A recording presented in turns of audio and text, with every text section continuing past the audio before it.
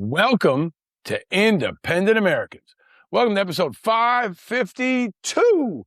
I'm your host, Paul Rieckhoff. It is Tuesday, June 16th, and I'm coming to you from New York City, USA, where the weather is still amazing, the vibes are still great, the parade is still coming, and the news is nonstop.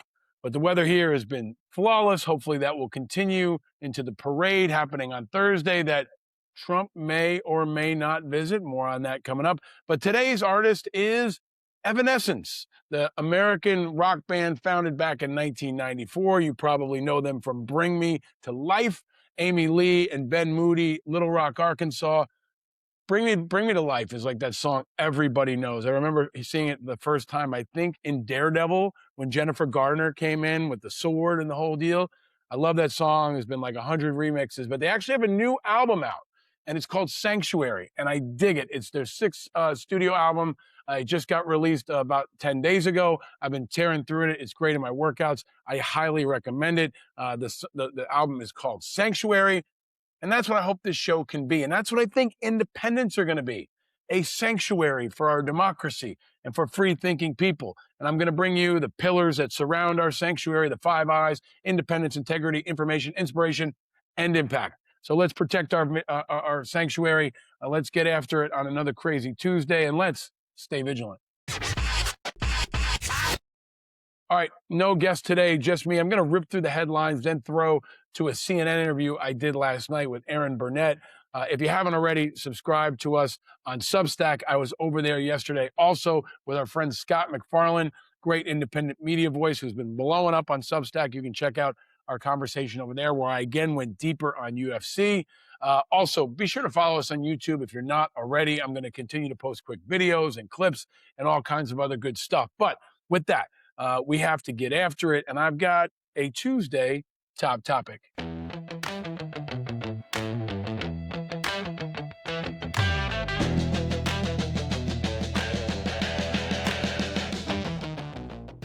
All right, there's a lot happening, but this is really, really important, especially to this show. Today, CNN has a new poll, and it says political independents have hit their highest level in a decade, which should be absolutely no surprise to you. I'll be talking about it more again tonight on CNN with Erin Burnett. Props to Erin for having me on so often to represent the independent perspective.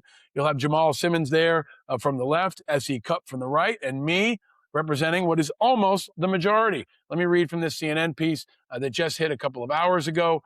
Independents have now grown to 47% of the population, rising almost 10 points since Donald Trump's first term as president. This is according to new CNN polls. Over the last 20 years, CNN polling found independent identification peaked at 2015, just a shade higher of what it is today, 48% of Americans that year. But the trend line is up. People are shifting away from the Republicans since 2024 among registered voters, which is another ominous sign ahead of the upcoming midterm elections as Trump's ratings have sagged. I've said this, everything that Trump touches suffers. And that includes the Republican Party, which is now at 26%, just below the Democrats at 27%, and independents at 47%. Now, this is, polls will differ, but this one is from CNN. It says that many independents do lean toward one party or another. It said 39% of Americans align more with Democrats, 37% with Republicans, 25% they don't lean either way. I think that's a bit of a false choice because in the end, most people don't have the options of voting for an independent. And in some places, they don't even have an option of voting for a Democrat or Republican. We've talked about that a lot in primaries. We're going to talk about it more. Also interesting, what we've talked about a lot, younger voters, male voters, white voters without college degrees have shifted away from the GOP, but shocking, not to the Democrats. Of course, that's what you know if you listen and watch this show. In the new poll, 17% of voters younger than 45 say they consider themselves Republicans, down from 26% at the same time in 2024. Young people who call themselves Democrats are steady at 33%, 50% saying they don't consider themselves a member of either party. Similar patterns among young men, white voters without college degrees. Here's what's happening. People are declaring their independence. We're not homeless. We're not tribalists. We're free. This is really, really interesting stuff. You can check it linked in my bio. It was a poll of 2,400 adults from May 7th to May 31st. I think those numbers will continue to rise for independents and drop for Democrats. But this is the whole ballgame, folks, for the midterm elections, for the next presidential, and for the future of our politics. I had a great conversation today with some of our supporters from Independent Veterans of America. I'll share that with you soon, too. I talked to Travis Endicott, who was one of the first candidates we endorsed, who ran for mayor of Ridgecrest, California. He spent less than $1,000 and became the mayor of his town, the first veteran, the first independent. He is what the future looks like. We are what the future looks like. The rest of the world, you better wake up and smell the coffee. We're coming. Stay vigilant. All right, coming, maybe not coming. Deal or no deal on Iran? We don't know. You can't believe Trump. You can't believe the regime. And CNN is now reporting that U.S. intel assesses that Iran can shut down the Strait of Hormuz at will from now on. No shit. Now, regardless of the framework, the key waterway is a prelude to nuke talks. Iran has showed that they can shut down the strait with one missile. One source familiar with the U.S. intelligence assessment said, "We have now handed Iran de facto control over the strait, a weapon more powerful than any nuke." I don't know if it's more powerful than any nuke, but it'll probably be used more often than any nuke. The Iranians are in control. Trump is negotiating a shitty deal, which looks like a surrender because the regime is still in place. The Strait of Hormuz can still be choked off. The military still has capacity. And what about those nukes? Remember those nukes that we were going to hit Israel with? That's what Rubio said and others. Man, there will be no days off, and this is the shittiest ceasefire on record. I would expect continued tumult. There will be no sanctuary when it comes to Iran. Stay vigilant. Independent Americans, as you know, the primaries are taking shape. 2026 is unfolding. This show is at the middle of it. I'm helping you stay ahead of it. And you can trade on the biggest political races happening all across America on Kalshi. On Kalshi, you can trade major primaries, election outcomes, and the biggest political storylines as they happen. You can trade on pretty much everything you hear about in this show. In its primary season this week, we have Maine, Nevada, South Carolina, North Dakota. On June 23rd, we will have the New York primary, and this will be in the richest district in America. This is the one that has Jack Schlossberg, Mika Lasher, George Conway, the former Republican. So you can bet on these things. You can bet on these primary races. Will Jack Schlossberg, the heir to the Kennedy legacy, win the New York 12 primary race? Or will George Conway? Right now, Conway is trading at 1%, meaning a $100 trade would pay out $2,950.10 if he wins his election. There's a lot of other really important, timely, and cool political stuff you can bet on. The Senate elections are obviously a very big deal. And there is a question of who will win, not just in Maine, but also in Texas.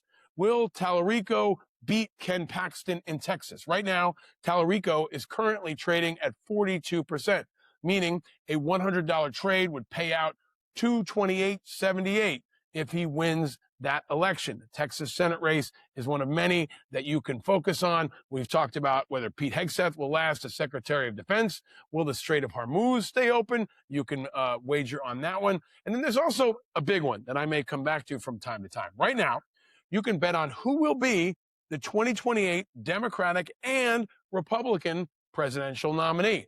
Right now, Gavin Newsom is leading at 21%. You can wager on an AOC, John Ossoff, Kamala Harris, Rahm Emanuel, Josh Shapiro. You can go down to Mark Kelly or Ro Khanna, or our friend Wes Moore, who's been on this show before. Wes Moore is trading at 2.6%, which means if you bet $100 now on Wes Moore and he wins, you will win $3,638. That's the max payout on November 7th. You can also put money on James Tallarico or Alyssa Slotkin or Mark Cuban or Jon Stewart. You can place your bets now at Kalshi. And we talked about some other things that you can wager on. You can talk about whether or not Trump will attend another finals game. There was a 60% chance last week that Trump would attend an NBA finals game. If you put down $100, you paid out $159.57. And let's bring a new one to you, what I think is a fun one. It's related to technology and science, but also to politics. Will the U.S. confirm that aliens exist? This is definitely a topic of conversation in the White House. It comes up in the news from time to time. Trump loves to talk about it. Will the U.S. confirm that aliens exist before 2027? If you vote yes, it's trading at 13.9%, which means if you wager $100, you will pay out $675.08. This is all the stuff that you can focus on Kalshi, where politics is available for your focus every single day. On Kalshi, you're trading against peers in a live market, meaning there's no house. And as the probability changes, you can buy in and out of your position. For a limited time, download the Kalshi app and use the code INDEPENDENT to get $10 when you trade 10. That is independent. Kalshi, Kalshi, where you can trade on anything, including politics and all the latest from our news headlines. It is fun. And if you watch or listen to this show, you will stay ahead of the curve. 18 and over only. Restrictions and eligibility requirements apply. Even contract trading involves risk and may not be suitable for all investors. Prices, values, and available markets may differ from those mentioned. For more information, see kalshi.com/regulatory. Independent Americans, you can get in on the action right now at Kalshi. All right, our troops continue to be in harm's way. You don't hear a lot about it. And with all the other madness happening, I got one for you that's below the radar. Now, sadly, this is a bit below the radar. Hopefully you saw it, but you probably didn't. A B-52 bomber crashed at California's Edwards Air Force Base yesterday. 8 crew members are dead after a crash shortly after takeoff northeast of Los Angeles. The B-52 Stratoforce was on a test mission. It took off at about 11:20 local time. No survivors. And underscores the tremendous sacrifice and risk that every one of our troops undertakes every single day. They might not have died in Iran or in Venezuela, but they have died in service to this country, and that's something we must always pay attention to. We must always reflect on. We must always focus on. As always, if you want to help that family, those 8 families, and their children, and all the folks in their personal network, check out our good friends at TAPS Tragedy Assistance Program for Survivors. They're undoubtedly on the ground right now. Bonnie Carroll and her team are helping those 8 families and everybody affected. They are what helpers are all about. And another reason we need to stay vigilant. All right, stay vigilant today on Tuesday, because that means it's primary day. Every Tuesday is a primary. Today we have primaries in Alabama, Washington, D.C., Georgia, and Oklahoma. None of them have truly open primaries. D.C. is totally closed. So hundreds of thousands of independents will again be blocked out of publicly funded primaries. It's wrong. It's un-American. It's undemocratic. You are disenfranchising millions of American voters. Now, almost the majority of American voters. So continue to support our fight to open primaries. Check out our friends at Open Primaries, at Unite America, at Veterans for All Voters, and of course, Independent Veterans of America. We'll help you stay on it. We'll help you keep track. We'll help you change this broken system, this rigged system. It is rigged by the parties. It's not fraudulent, but it is rigged. There's a difference between the two, and these things are rigged by the parties against us. Stay vigilant. All right, let's talk sports for one quick second. There's 2 issues that are looming, okay? On the inspiration side, I'm going to tell you that it's cool to see that Venus and Serena Williams will be competing again. That's breaking news. They've always been great ambassadors for America, but there's something else brewing. The parade in New York City, it's shaping up to be the biggest parade of my lifetime. I would expect millions, maybe tens of millions. Looks like the weather's going to be good. It also helps that it's in June, and at least private school kids are out of school. Most public school kids have off on Friday for Juneteenth. It's going to be nuts. But here's the big question. Will Trump be there? Will Trump come and shit on another piece of a world's joy? I don't know. I hope not. I hope he will stay away. If he does come, he'll probably be in a tower on top. He does not want to be among that. That would be a security nightmare. That would be totally selfish and disrupt the NYPD and the Secret Service and the traffic. Please don't come over here and spread your shit all over our happiness and disrupt everything. Just please stay away. Now, there's another side of this. Are the Knicks going to go to the White House? We know that Knicks owner Jim Dolan is buddies with Trump. You've got Boomer Esiason and others saying, oh, it shouldn't be about politics. But here's the bottom line. If the Knicks go, a huge part of their base is going to be pissed. If the Knicks don't go, a percentage of their base is going to be pissed. This is going to be, unfortunately, a very difficult question for Jalen Brunson, for every member of the Knicks that they're going to have to face. Trump wants his picture taken with the Knicks, and everything he touches suffers. And this could be the latest example. We're going to enjoy the parade. I hope he stays away. Mamdani has to be there. Hochul's going to be there. Schumer's going to be there. I wish they would all just stay away or wait at City Hall and stay out of the whole thing and do the key ceremony and be gone. But that's not how it works. But Trump is very different, if only for the massive disruption to traffic and security that he will provide. So hopefully he will do the right thing and he will stay away, and all of us will stay vigilant. Something good, oh, something sweet, feel the fire. All right, we've been talking about something good a lot, and I want to show people who are stepping up when others are stepping away. There's been violence in isolated incidents in New York. There's been violence in isolated incidents around the UFC event in D.C. It's not just black kids in New York. It was also white dudes trying to do jujitsu on the frickin' lawn in UFC, and there were arrests there too. But it's going to be a summer of potential violence, and we need to look for the helpers. And that includes the brave men and women of the New York Police Department, the NYPD. Play this clip, please, Chris. No, bro. Don't breathe. Don't breathe. I'm no. My dad, I'm not reaching. Go to my dad, I'm not reaching. Look. Right, yeah. You got. Go, mine. Your body. All right. After the Knicks game Saturday, officers spotted a man with a gun in a large crowd in Times Square. They quickly tracked him down, got the gun that was loaded in his waistband. This is how the NYPD showed up to keep people safe. And props to the NYPD for their incredible week, keeping us all safe all across New York City and the tri-state area this weekend. They kept the tunnels safe and the trains safe. There was also a World Cup game going on in New Jersey. Props to all our law enforcement out there. Something good is our law enforcement, our FBI, our CIA, our NYPD, or everybody working together.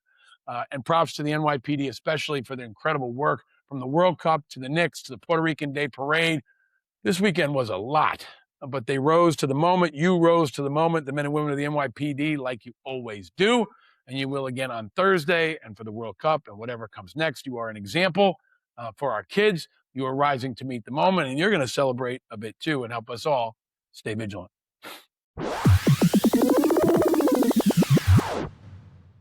All right, I'm doing CNN a lot more. Big shout out to Erin Burnett. Almost nightly, at least 2 nights a week now. I'll be again on tonight, Tuesday. But I want to give you a quick look. If you didn't see it last night, I talked about the UFC, more fallout from there, and Gavin Newsom with Sarah Matthews from Bulwark and Jamal Simmons. Erin, just big thanks to Erin. I hope she'll come on my show soon. But she continues to recognize, appreciate, and support independence. And here's the clip. Back by getting people out of Vegas. Now we got Vegas and D.C. at the White House, and that's not something people were ready for. And they're also, but part of the reason he said what he said is because he thought it would fall in fertile territory, which it did. Yeah. Right? I mean, saying it in front of the White House, on the one hand, what you're saying is completely true, but on the other hand, of course. It's the same guy who showed up at the weigh-in drunk and spit on himself. I mean, This is entirely predictable, and it was entirely preventable if you wanted to prevent it. And I think the bigger takeaway from last night is this was a UFC propaganda dream for Trump. It was entirely on message. They're not looking backward. They're not acknowledging any criticism. Pretty soon he'll be talking about the ratings. But he had the microphone, he had the stage, and he dominated it. And he portrayed exactly what he wanted to. Fighters who were tough, bowing down to him. You had Americans versus Canadians. You had no women on the card whatsoever. Even the Honorable Medal of Honor recipients and first responders. This wasn't American Gladiators. But it was all white men for the most part, right? Especially when it came to the portrayal, right? Hegseth was notably not there. Kash Patel was not there. Maybe because Trump wanted to mitigate the risk, but he got what he wanted. It was a spectacle of the highest order, and he totally controlled the message, and he's not looking back. And it was a recruiting video. And Dave Portnoy come out and say this about Trump. He just cannot. He can't do it. But they have businesses, right? Trump. They have businesses to worry about. Trump is recruiting for Team Trump, and that's what that was last night. And he wove the military into it in a very nefarious and dangerous way as well. Something really interesting, though, is that we have seen Trump willing to condemn conspiracy theories like this. He did it with President Macron of France and his first lady, his wife, when she faced similar accusations of Right, being Candace a man. Owens saying And she Candace did it, yeah. Owens saying it. President Trump came out and said that that wasn't true and condemned it. But then he can't do the same thing for Michelle Obama. It makes you wonder, what's the difference between those two women in his eyes? Yeah, this is a really important point. It does make you wonder where Melania Trump is, too. There's a kind of a First Ladies Club, and it seems like this would be a moment for the First Lady to kind of rise above the din and say, you know what, tamp down, boys. And when She was ringside, completely quiet, never spoke, just sat there, right? And again, like very few women elevated on any level. And a normal UFC fight has women on the card. UFC is one of the few sports that gives women equal attention. And there were absolutely no women on the card. It would have been an opportunity to elevate someone like a Ronda Rousey, someone who's a legend. And that was entirely absent. Yeah. And when the White House felt like Melania Trump was under attack by Jimmy Kimmel, even though it was just a joke that he made, and they freaked out and, called for him to be off air and all of these things, they fought that because they felt like the First Lady was under attack, but they're not willing to do the same for a former First Lady. And I just have to say, Michelle Obama has carried herself with so much grace and dignity over the years and has faced these kinds of crazy, baseless attacks, and she still continues to push forward. And I just think that it is really pathetic of this administration, and it's really pathetic of that White House spokesperson. As a former deputy press secretary myself, I would be embarrassed to have my name on a remark like that, praising the performance of the fighter. I mean, come on, it's pathetic. She has not been in office, or her husband has not been in office, and she has not been the First Lady for nearly a decade, and yet she continues to live rent-free in these losers' heads. So dominating that moment. Yeah, these tropes that you hear, that are in Reddit and all these sort of places, these are really old racist tropes that have been around for a long time. And the fact they're happening on the White House lawn and nobody calls it out, it's really disappointing. Paul, let me ask you the other breaking news tonight that we are confirming the U.S. Attorney's Office in the Eastern District of California, is leading probes into multiple people connected to the governor of California, Gavin Newsom, including his wife, who runs a nonprofit on tax-related crimes, possibly. We don't know. Newsom brought this up today. He was the one who said this is because, I criticized Trump, and everyone who has criticized him ends up on his list. Here he is. Donald Trump isn't just coming after me because of my mean tweets. He's coming after me because I'm considering running for president, because he hates that I've consistently called him out over and over again for his lies and deceit. Donald Trump is simply the most corrupt president in American history. One by one, anyone who has challenged Donald Trump has ended up on his hit list. And today, I proudly join that list. So we've confirmed the U.S. Attorney's Office in the Eastern District of California has launched a probe.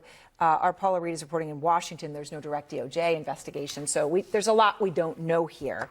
But how does this look to you at first glance? It looks like Newsom's the next on his list. And Newsom has gotten under Trump's skin before. And Trump has made it clear that he will come after his political enemies. He's come after Mark Kelly. He's come after, a long list of people. But I think there's an upside here for Gavin Newsom. It's that he's got the microphone right now. And he's in a one-on-one with Donald Trump. When Donald Trump shoots down on people like Massey most recently, he elevates them. And he actually, amplifies their message. So this might be just what Newsom needs to expand beyond the Democratic base and talk to independents and Republicans who I don't think are going to vote for him in high numbers anyway. This brings Newsom back on the playing field, and Trump's kind of doing him a favor. All right, I hope you dug that clip. Again, I'll be on CNN a lot. Tomorrow I'll be on News Nation. At 3 o'clock, I'll also be on MS Now. I was on Scott McFarland's podcast. I'll try to get the message out far and wide. I'll be on CNN again tonight and next week. Tomorrow, Wednesday, I'll have Lauren Pinkston, independent candidate for governor of Tennessee. I'll cover the parade a bit on Thursday, and I'll bring you the latest on what's happening. Be sure to subscribe, especially on YouTube. Welcome to all our new Substack members. I got a ton after hanging out with Scott McFarland yesterday. Check out our friends at Kalshi. Check out our friends at Noble Mobile. America may be divided this summer, but there are moments of unification, and I'm going to highlight them and try to change what's happening in so many places, bringing light to contrast to heat. If you're now among the 47% of Americans who are independent, we got that new data today. It's growing. We are the future, and we are the hope that this country needs. Country over party, people over politics, light over heat, challenge the status quo, and showing that this is truly a new movement. CNN polling is so important. Share that with everybody far and wide. Share this show that shows them that the Democrats and the Republicans are the true spoilers. They're the past, and we're not homeless. We're not tribalists. We're free. Hope is the oxygen of democracy. I hope you enjoyed this episode. Share it far and wide. Invite others to declare their independence.